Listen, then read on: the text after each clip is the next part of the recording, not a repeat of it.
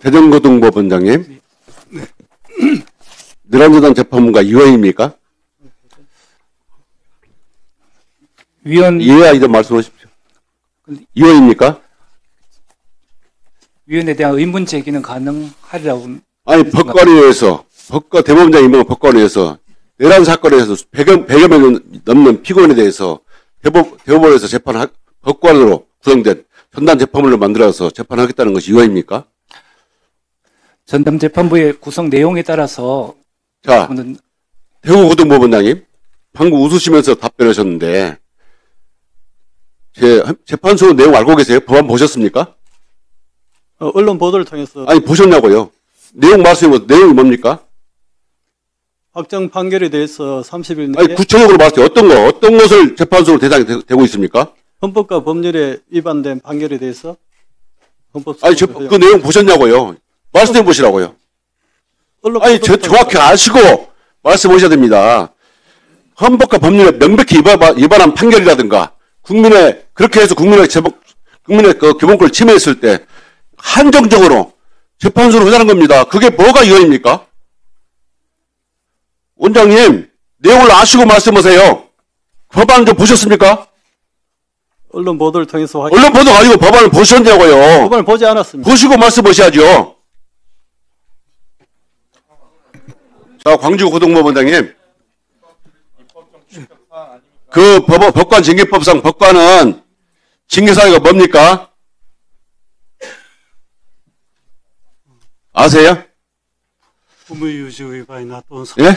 성실 의무 등이. 아니, 징계 종류를 말씀해 보세요. 징계 종류는 정직과 감봉 등이 있는 거죠. 최대 정직까지밖에 없는 거죠. 네.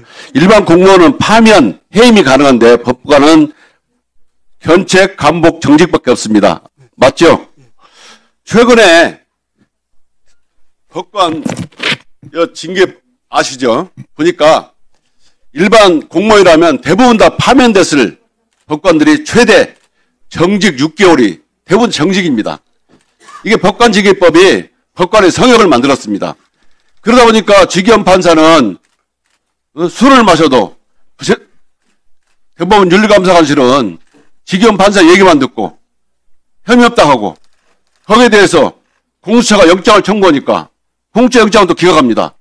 그래서 법원이 성역이라는 얘기를 듣고 국민들로부터 점점 멀어지는 겁니다. 자, 전주지방법원장님. 예. 정원대도 서주시죠. 아까 보시다시피 최근 5년간 성비, 음주운전, 징계 사건 보셨지만 최근에 그 성매매 사건으로 징계를 받은 이호 판사가 전주지방법을 근무하고 있죠. 성매매. 모르십니까? 예, 제가. 전주지방법원에 이태희 판사 근무 안 합니까? 아, 예, 있습니다. 지금도 근무하고 있습니까? 예, 그렇습니다. 이런 법관이 성매매 사건의 재판을 맡게 된다면 그 재판을 받는 당사자들이 재판을 신뢰할 수 있겠습니까? 예, 지금 민사 재판을 맡고 있는 걸로 알고 있습니다. 원장님. 예. 또 공수처의 뇌물수수 혐의로 고발된 전주지방법 김모 판사가 지금 압수수색까지 받은 적 있죠? 예, 알고 있습니다.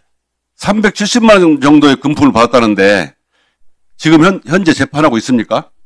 예, 지금 재판 담당하고 있습니다. 이 판사가 법관이 재판하고 있다면 관련 피고인들이 제대로 그 재판을 신뢰할까요? 예, 아직 지금 수사 중에 있고요. 그 혐의가 아직 밝혀지지 않고 있고, 그다음에 본인은 지금 완강에 불구하고 있는 상태에서 지금 당장 저희가 조치를 취할 정도는 아니어서 지금 그대로 재판을 맡고 있습니다. 예, 제주지방법원장님. 네. 제주지법 판사 3명이 낮술하고 행패를 부르다가 경찰이 출동하는 일이 벌어졌습니다. 더군다나 이 판사들은 룸사롱 접대를 받고 사법거래 했다는 의혹까지 받고 있어요. 그런데 이 판사가 방청인들에게 한 폭언이 전 국민적인 분노를 샀습니다. 이 시간부터 방청인들은 어떤 소리도 들리지 마라. 움직이지 마라. 한탄도 하지 마라. 방해도 하지 마라. 한숨도 쓰지 마라. 오직 눈으로 봐라. 이거를 어길 경우에 바로 이 자리에서 구속시키겠다. 이게 대한민국의 법원 판사입니까?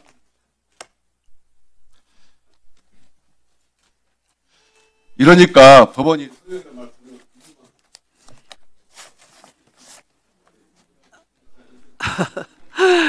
진행에 협조해 주시기 바랍니다. 다음에 이성윤 위원님 죄송하지만 다음 보충 질의 때 해주시기 바랍니다. 자, 증인에 대한 신문은 보충 질의 때 이어지도록 하겠습니다. 네, 송석준 위원님. 제주지방법원장님 잠깐 좀 나와주시겠습니까? 네. 예, 국선 전담 변호사라고 있죠. 예. 예, 헌법 제12조 제4항에 의해서 형사 피고인이 스스로 변호인을 구할 수 없을 때는 법률이 정하는 바에 의하여 국가가 변호인을 붙인다. 예, 우리 사회에는 변호사를 선임할 정도의 그런 경제력도 없고 여러 가지 능력 없는 약자들이 많습니다. 이런 분들이 억울한 일을 당할 때 또 재판을 받아야 될 그런 불가피한 상황이 생겼을 때 이런 분들의 조력을 위해서 우리가 국선 전담 변호사를 두는데 국선 변호인이 있고 국선 전담 변호사가 따로 있죠. 네. 그런데 전국에 보니까 국선 전담 변호사가 굉장히 중요한 역할을 하는데 이거 전업을 하는 분이고 이분들은 고정급을 받죠. 예, 그렇습니다. 예, 그런데 이분들 지원율을 보니까 전국에 우리 지역별로 국선 전담 변호사 지원율을 보니까 제주도가 꼴찌예요.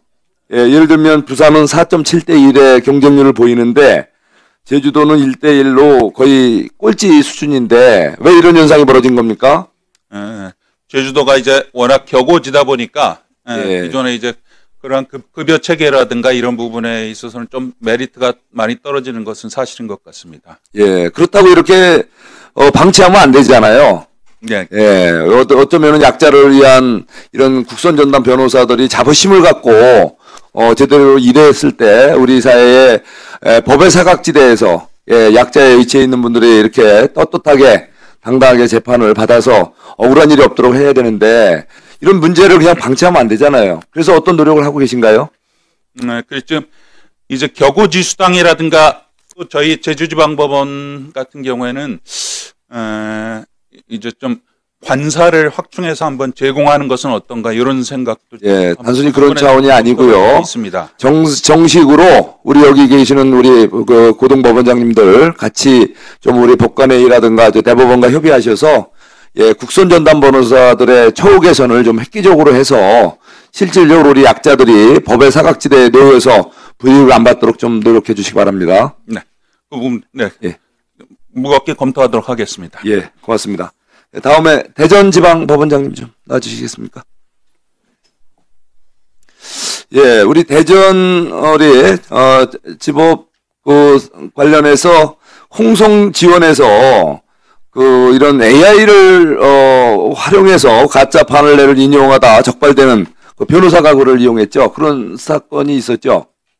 제가 구체적으로 파악은 못하고 있습니다. 못했습니까? 그런 사례가 빈번하다고. 예, 이게 지금 홍성 소재 형사재판부에서 홍성지법에서 있었던 일인데요.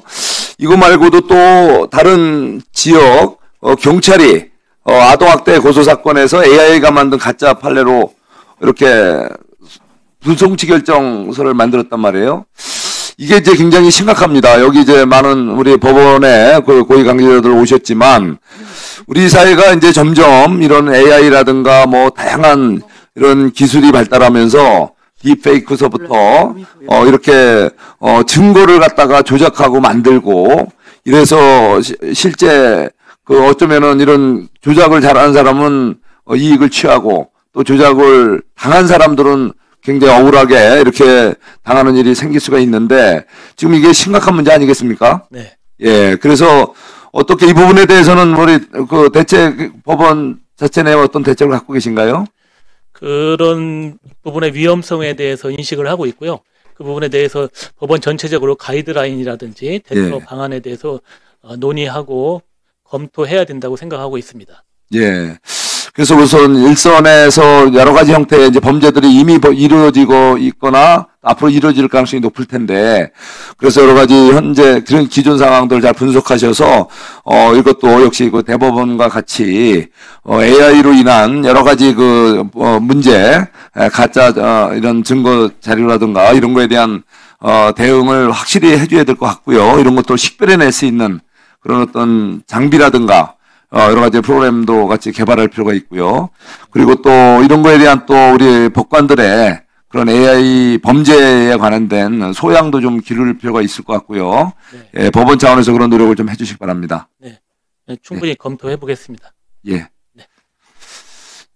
예. 그리고 대전 고등법원장님. 예. 예, 지금 사법개혁이 발표가 됐어요. 어제 여당에 의해서.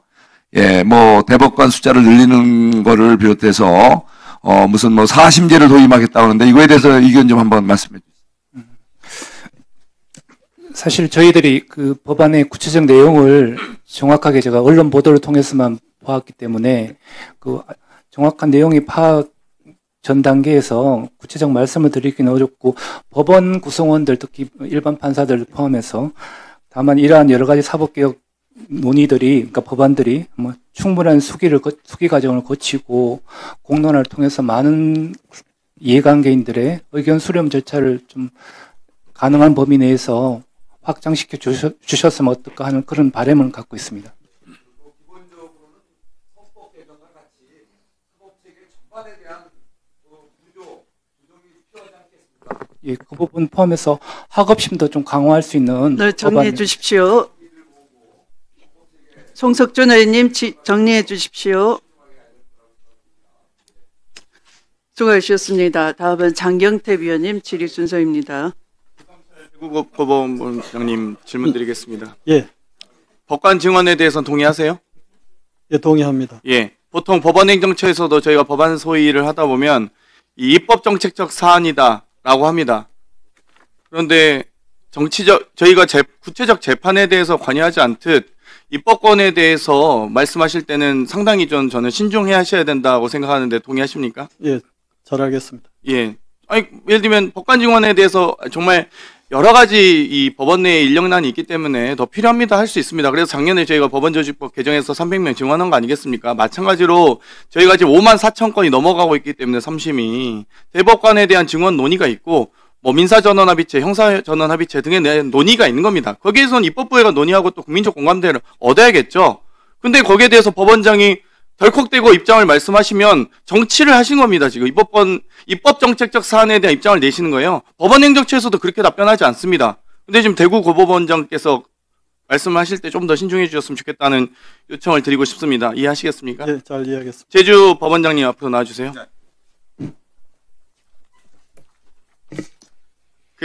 오창훈 부장판사, 저희가 위원장께서도 증인 신청을 하셨는데요. 이 세 분이 상당히 여러 가지 사건이 있습니다. 알고 계시죠? 여경훈 판사 등과 오창훈 판사 또 강난주 판사 등이 근무 중에 음주 사건으로 문제가 된 적이 있습니다. 거기에 대해서 어떤 조치하셨습니까? 네. 그 부분에 대해서는 주의 촉구 의견으로 엄히 훈계하였습니다. 아, 주의는 법원 징계법상 징계에 해당합니까? 아, 그것은 아닙니다. 아니죠. 네. 근데 보통 이 공무원들 보통 이 근무 시간에 술 마시고 청주지법원장님한테 한번 물어볼까요? 징역 6월 나왔어요. 22년 5월 14일에. 징역 6월에 집행유예 2년 나왔는데 주의 주셨다고요? 그럼 징계가 아니네요? 징계를 받은 게 아니네요? 그분들은? 근무 시간에 술 마셔도 되겠네요. 주의 줄 거면. 뭐 누범이 좀 달라지겠지만. 어떻게 생각하세요? 네, 법원 조직법상의 그 법원장의 지휘 감독권을 발동하여서 주의 촉구. 법관징계법을 그럼 강화시켜 드릴까요? 법에 근거해서 징계해 주셔야 되니까. 입법정책적 사안입니다, 이게. 헌법과 법률에 근거해서, 물론 만약에 저희가 법률이 과하다라고 판단되면은 위헌 걸리겠죠. 위헌이 인용되겠죠. 근데 거기에 대해서 만약 그게 너무 약해서 도저히 법적 근거가 없어서 징계를 못 주시겠다 법원장께서 하시면 강화를 해드려야죠. 안 그렇습니까? 네. 소속 법관의 일로 심려를 끼쳐드려서 대단히. 오창훈 부장판사가 이 합의부 재판 과정에서 피고인과 피고인 가족, 변호인 모든 사람들을 향해서 방금 우리 존경하는 이성윤 의원께서 질의하셨지만 어떤 소리도 내지 마라, 탄식도 하지 마라, 한숨도 쉬지 말고 오직 눈으로만 보라. 이는 요청이 아니라 명령이다. 이를 어길 경우 구속하겠다. 라고 협박을 했습니다. 이거 협박입니다. 법관입니까? 깡패입니까? 이게? 이런 말씀을 하시면 안 되죠. 말씀이라고 하면 안 되고 말을 하면 안 되죠. 이런 날. 그렇지 않습니까? 네, 법정 언행에 있어서 좀 부적절한 이렇게 측면이 권위적인 있는 것 같습니다. 그리고 이 트랙터 교통사고 처리 특례법 위반으로 기소된 사건이 있어요. 1심에서는 무죄 선고가 났는데 2심에서 오창훈 이 판사가 이 뭐 여러 가지 증거 인멸 및 도주 우려가 있다고 해서 법정 구속을 합니다. 그리고 나서 이 피고인의 진술이 완전히 바뀌어서 유죄 선고된 사건 아시죠? 대법원에서 파기환송됐죠. 네. 이 사건에 대해서도 법관의 이 재판권 남용 아닙니까? 어떻게 생각하세요? 남용이 아닐까요? 네, 그 좀 이제 재판 진행에 있어서 그런 부분을 대법원에서도 지적을 해서 파기환송됐죠? 네, 파기환송돼서 지금 파기환송심이 지금 진행. 지난 6월에 변호사 3명에게 오창훈 부장판사 회식비 스폰 요구한 의혹 아시죠? 예. 여기에 대해서 어떻게 조사하신 적 있어요? 네, 그 부분에 대해서는 그것이 이제 작년도 6월달에 이제 공동학술대회가 끝나고 이 오창훈 부장판사가 회식비 스폰을 요구했는데 올해 본인이 스스로 9월 30일에 뇌물수수한 제주도청 공무원에게는 뇌물 액수가 적지 않고 죄질이 좋지 않다라는 이유로 집행유예 원심 파기하고 징역 1년 선고했어요. 본인은 이 회식비 스폰 요구하면서 최진수 감사관님 잠깐 나와주세요. 하면서 계속 계시고요. 원장님께는 이렇게 하면 되겠습니까? 본인은 스폰서 요구하면서 그 당시에 이제 공개된 장소에서 그러한 발언 내용이었고 또 이제 대화 당사자들의 의사라든가 실제 그 알겠습니다. 회식 비용 모두 예 들어가시죠. 검사관님 이 부장판사가 변호사 3명에게 회식비 후원 요구한 거 이거 윤리감사관실의 자료가 나왔는데 조사 결과 보셨어요? 예, 봤습니다. 어떻게 나왔습니까? 비위 징계 사유에는 해당되지 않는 걸로. 장경태 위원님, 이따가 좀 하겠습니다. 이거를 제주 변호사들과 얘기 나누던 것 중에 나온 농담으로 판단했다는 겁니다. 검사관실이. 예. 회식비 스폰 요구한 게 농담입니까? 그 이제 방금 법원장님께서도 잠시 말씀을 제가 답변은 하십시오. 말씀하셨지만 그 장소가 그 호프집에서 여러 테이블이 따닥따닥 붙어 있는 그 2차 회식 장소였습니다. 그리고 발언 상대방은 그 제주지방법원 그 협회장인 변호사였습니다. 그래서 저희들이 진술 청취를 해보니까 오 부장하고 그 대화 상대방인 제주 그 변협 회장이 저희들한테 하는 이야기도 둘이서 그냥 이제 농담하는 그런 분위기였다. 둘이서 개별적으로 만나서 어떤 일어나는 게 아니고 그 판사, 그다음에 변호사, 교수 이렇게 합동 학술 회의를 마치고 2차 회식을 그 호프집에서 하는 가운데 그 오픈된 장소에서 이제 두 사람이 이야기를 한 건데 자기도 농담으로 그 받아들였다. 그리고 실제 그 회식에 있어서도 그 오 부장이 모든 그 회식 비용을 지출했다고 그렇게 지금 드러나고 있습니다. 그래서 저희들은 그 두 사람 사이에 그 이제 비진이 그 농담으로 그렇게 판단을 했습니다.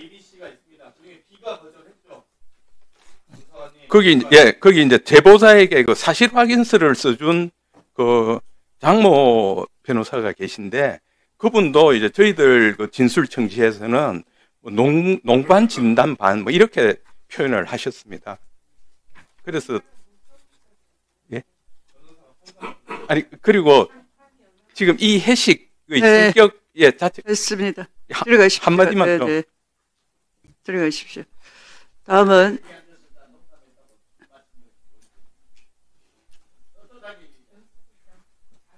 신동욱 위원님 질의해 주십시오. 제주지원장님 먼저 좀 나와주세요. 네. 화면도 하나 좀 띄워주시고요.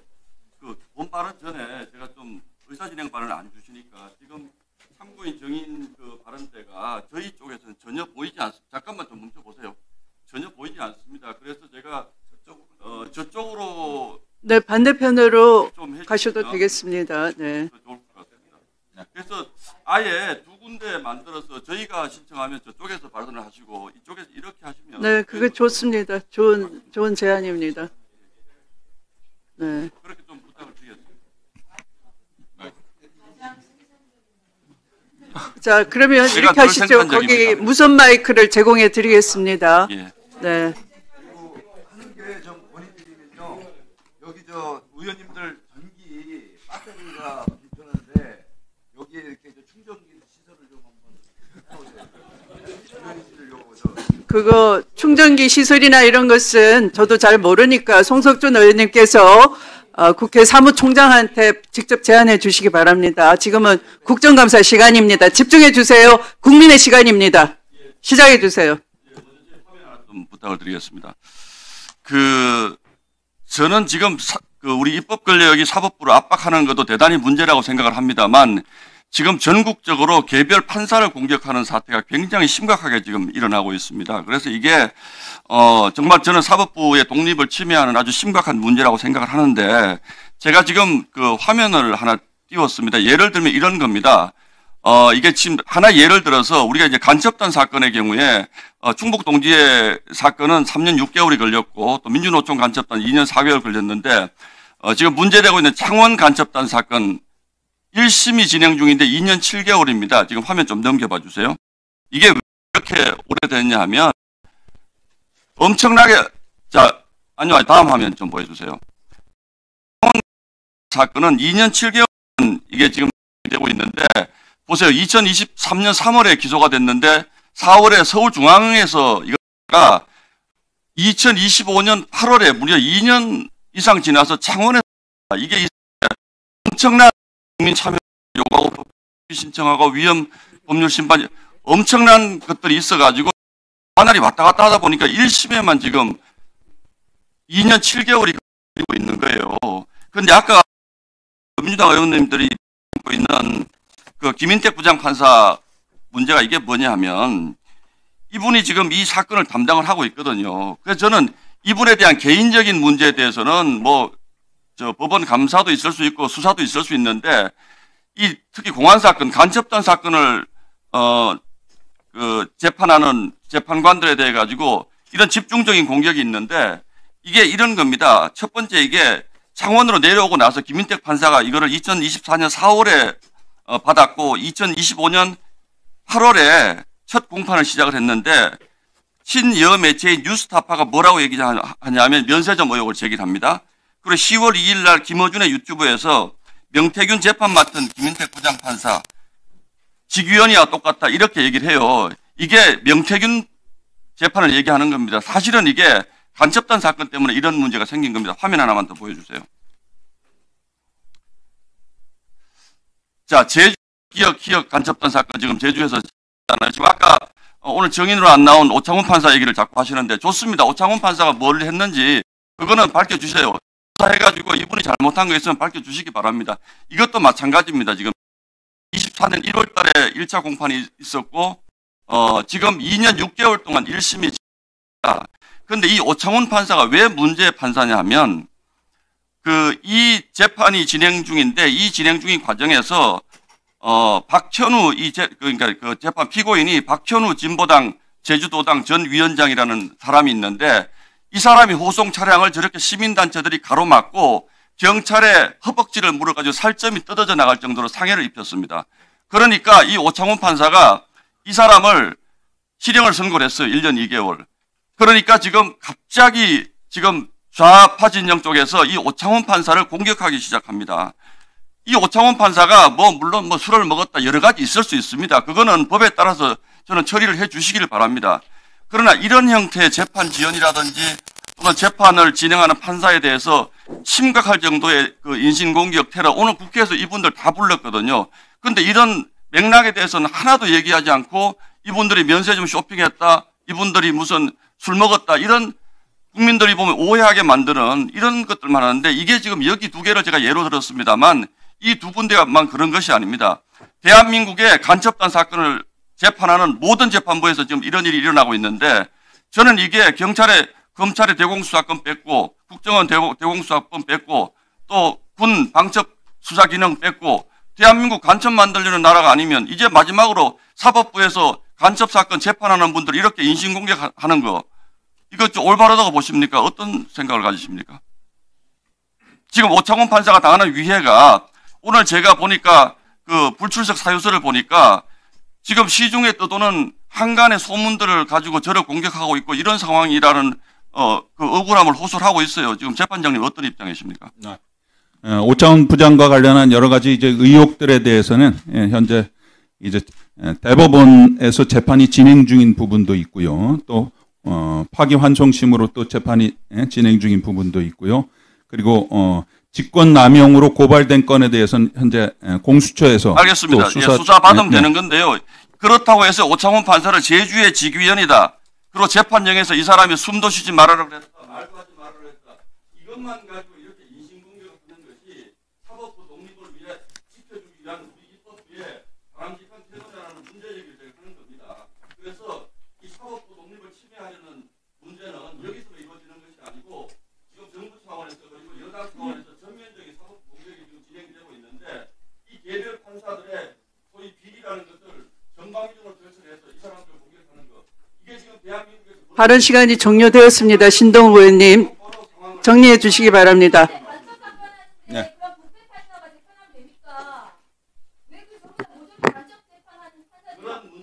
그런 문제 일으킨 검사님들 이 자리에 많이 계시잖아요. 자, 제주지방법원장님.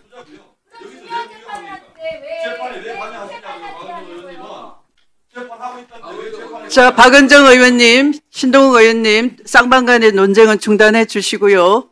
제주지방법원장님, 네. 이 간첩단 사건의 담당자이기 때문에 부당한 인신공격을 당한다라는 것에 동의하십니까? 일단은 사실관계를 말씀드리자면 간첩단 사건을 직접 담당하고 있는 건 아니고요. 알았습니다. 됐습니다. 그러면 근거도 없이 그 국감의원의 질의를 물타기 하는 질의는 삼가해 주시기 바랍니다. 신동욱 의원님 너무 지나치십니다. 논리 비하기. 내가 왜곡이 아니라 신동욱 의원이 왜곡하신 거예요.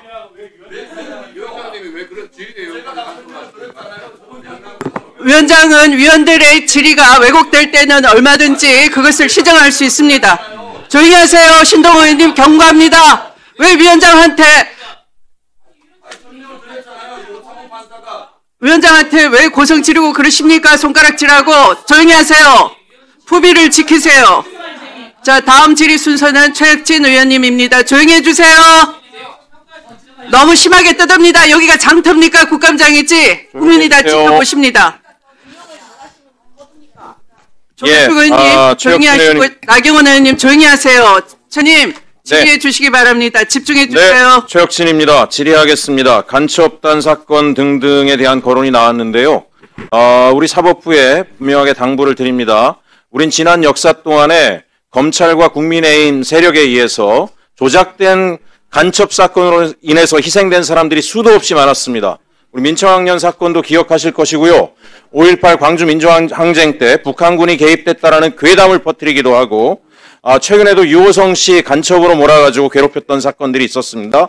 사법부라도 엄중하고 신중하게 재판을 해서 이런 일로 인해서 불이익을 당하는 국민이 없도록 해야 된다고 생각을 합니다. 본질이 이어가도록 하겠습니다. 헌법은 모든 국민이 사법 체계 안에서 동등하게 대우받고 존중받기를 요구하고 있습니다.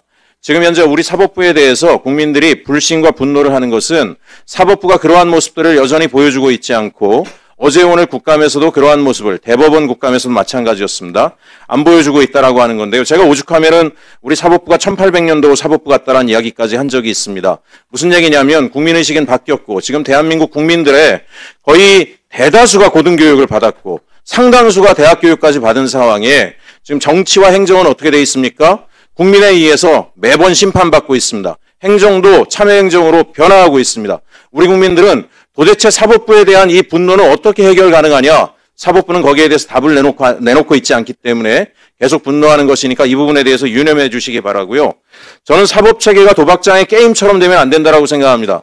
이 도박장의 게임이 뭡니까? 아무리 공정한 룰을 적용하더라도 결국은 큰 손이 이기게 되어 있습니다. 그렇지 않습니까? 그게 도박의 게임처럼. 근데 사법체계 안에서 우리 국민들이 느끼는 분노는 뭐냐면 재판이 반복될수록 결국은 큰 돈을 가지고 전관을 쓸 수 있는 사람들이 이긴다라고 하는 거고요. 제가 재기수사 관련된 경우에는 억울한 서민들을 보호하기 위해서 만들어진 제도일 텐데 그 재기수사만 보더라도 어떤 일이 벌어지냐. 재기수사를 하면 기소가 한 10% 이상 늘어나더라고요.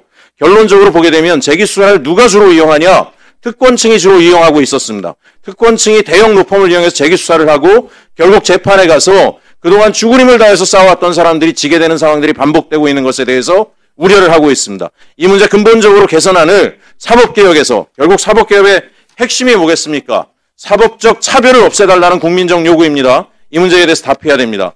자, 아까 송석준 의원께서 국선변호체계 개선하자는 것에 대해서 동의합니다. 좋은 말씀하셨다라고 생각을 하고요.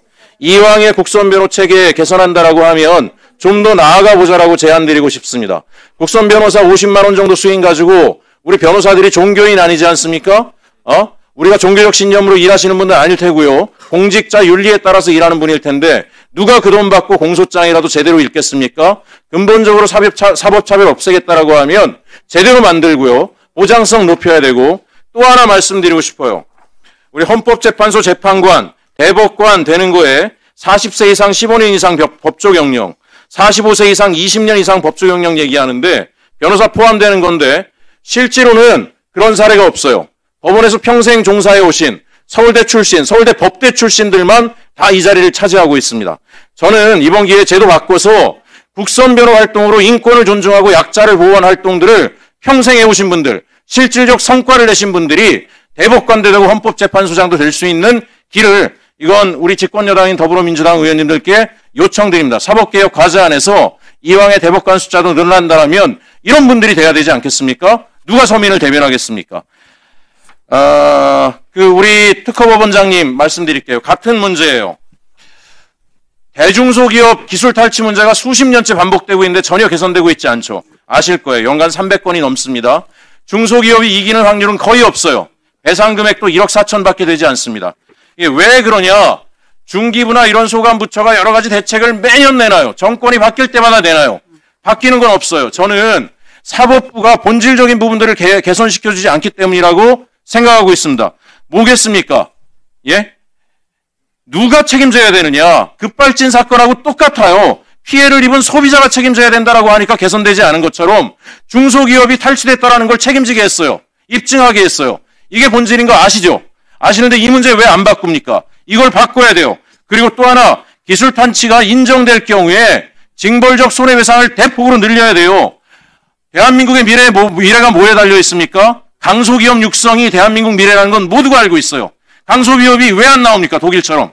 다 뺏어가니까 안 나오잖아요. 다 뺏기는데 입증하지 못하니까 맨날 바닥을 기고 있는 거니까 특허법원장님 제도 개선안, 법률 개선안 반드시 만들어서 본 의원실에 네, 잘 알겠습니다. 네, 수고하셨습니다. 다음은 조배숙 의원님 질의 시작해 주십시오.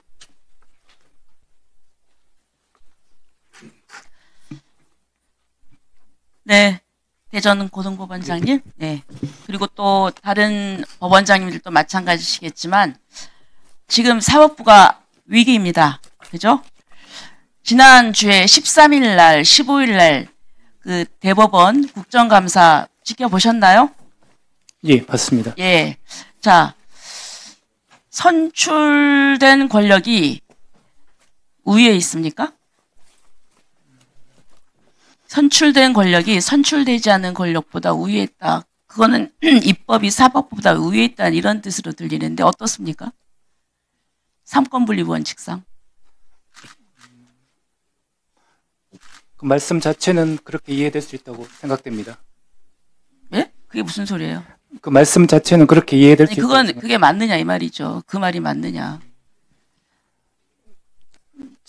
저희 이해로는 상호 견제와 균형에 그래야 되지 않겠어요? 그런데 생각하고 있습니다.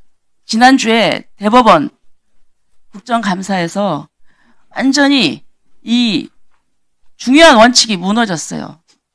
아주 사법부가 정말 치욕의 날이라고 그렇게 얘기를 하잖아요. 어떠셨는지 모르겠습니다. 예. 어떻게 대법원장이 의례적으로 온 자리에 세워가지고 90분 동안 이석을 못하게 하고 그리고 15일 날 또 현장 검증할 때는 30분간 그것도 서서. 그런데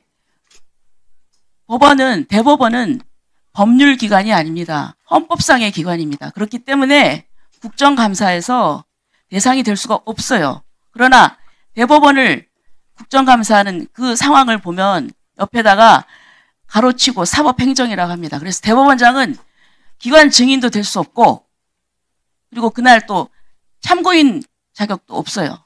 그런데 입법부의 그 우위를 핑계 삼아서 그렇게 사법부를 저는 아주 모욕했다고 생각을 합니다. 이 부분에 대해서 저는 사법부 내부에서 뭐 여러 가지 그런 정말 어떤 반발이나 이런 게 있다고 생각은 하지만 근데 좀 사법부의 그 어떤 명예나 이런 독립은 사법부 본인들이 지켜야 된다고 생각합니다. 그것이 무엇입니까? 그것이 뭐라고 생각하세요? 지금 저는 계류되어 있는 이 5개 피고인, 그러니까 지금 이재명 대통령에 대한 재판을 재개하는 거라고 생각을 하는데요. 자, 그리고 또 지금 어저께 사법개혁안이 지금 발표가 됐습니다. 지금 뭐 다른 의원님들도 말씀하셨지만은 지금 대법관을 증언한다. 그리고 또 재판에 대한 헌법 소원을 허용한다. 그리고 또 특별재판부 문제가 있는데요. 지금 대법관을 증언한다는 것은 베네수엘라식 그 방법입니다. 그래서 차베스가 지금 12명을 증언을 해가지고 자기 측근들을 임용을 해서 차베스 살아있는 동안에는 차베스에 반대되는 판결을 한 적이 없어요. 그리고 또 자기 그 정책에 대해서 반대했던 그 여성 판사를